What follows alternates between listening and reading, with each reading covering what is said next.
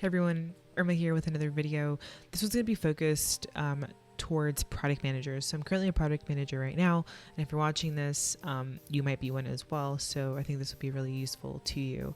So I'm going to be talking about a few things and tips that you can actually do to make working remotely as a product manager a little bit more feasible, but also a little easier.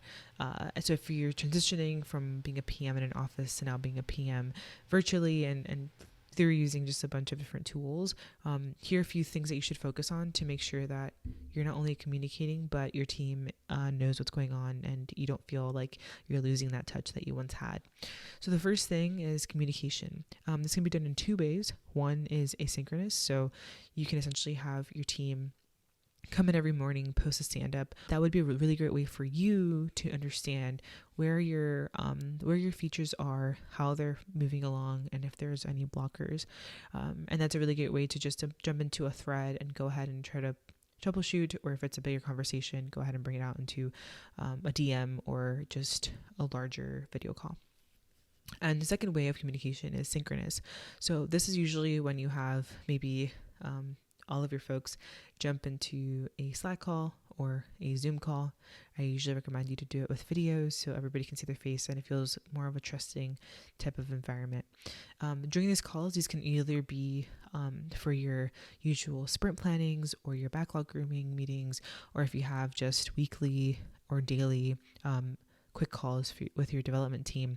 These are really important for you to still have even though you're not in an office, because again, synchronous communication is also really important so that you can, in real time, troubleshoot, problem solve, and if they need more information from you or you need more information for them, it's communicated properly through the proper channel. And if you have other channels of communication besides video and Slack, make sure you set those guidelines up in terms of how people like to be communicated with, if that's via email for bigger announcements or DMs for one-on-one type of quick chats, or if they just prefer to jump on a call. Try to make sure everybody knows on the team what the best way is to communicate with each other. The second point here is open office hours. So not every company does this, or not every PM does this. I don't do this, but I've seen it work. And that is essentially when you cut out a time in your calendar. Let's say it's 45 minutes from 12 to 12:45 every Tuesday and Thursday, right? And what you do is that you just have that on your calendar. You can invite your team to it, totally optional. Or you don't even have to invite them. You just post a link in Slack when the office hours are happening. But you just jump on Zoom and you leave that Zoom room open for anybody on your team to be able to come in and ask you questions, or just come in and chat, right? So it's a really good way to build better communication, but also allows you to stay in the loop, and allows folks that maybe have been putting off asking you a question to just go ahead and do it. So it kind of has a lot of pros there. So the third kind of point here is chatting with your team randomly, which is something that I mentioned in the last point. And this can be done again through Slack. Some people have random channels where you can just post really great and happy news, or you can have that on a quick 10-minute call every morning with a coworker, or you just updating yourselves on the day and what you're going to be doing for the day. But having those really random chats that are just spontaneous, and it's something that you probably had in an office, is really important for you to kind of keep that same momentum going while you're working remotely. This fourth point here is something that you probably already have in place, and that's having a project management tool. This can be in many forms. I don't recommend Jira, but hopefully I don't get any hate on that, but I'm sure I will.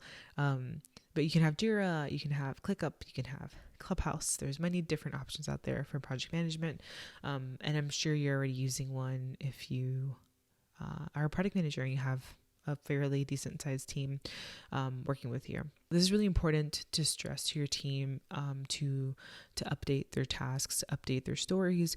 If things aren't moving, to comment on them and tag you.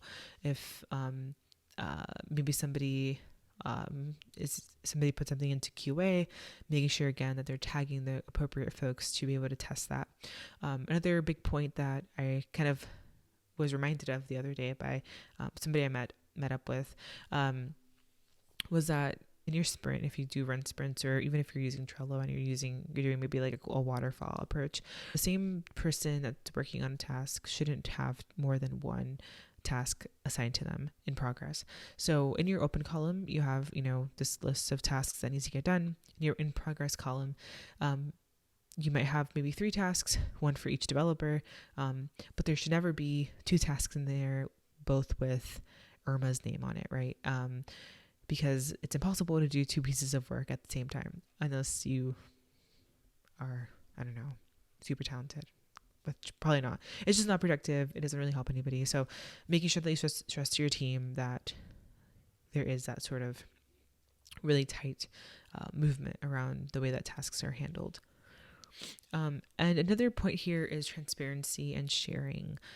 So this goes for, notes that you get from your sales and marketing team, research that you've done. So you have some new data about your customers. This could be also in the form of, hey, I just found out this tidbit from the senior leadership team, right? Sharing that. So a lot of it is making sure that you're not hoarding onto information, but instead you're kind of being transparent about that. And this can happen in meetings. If you're doing meeting notes, having the meeting notes open and everybody and they're collaborating is a great way to show transparency, and also sharing on things like next steps, and being transparent on what the outcome is. If a team member isn't there, it's also a really great way to incorporate them when they come back, and they can jump into the notes and, get a handle of what went on in that meeting, what they need to know, or if things were assigned to them. So just be as transparent, and always remember that sharing is definitely way better than not sharing and hoarding information. So these are a few points that I think every PM that is either just working remotely or has been working remotely, or just has recently transitioned to working remotely due to the current state in the world, you should follow some of these, if not all. And of course, these are all done in your own way. Not trying to prescribe anything, but I think having a good handle on the fact that you have all of these as part of your cycle is really important, to make sure that everybody is aligned and everybody's communicating. If you have any other tips, make sure to leave them down in the comments, and I'll see you all in the next video.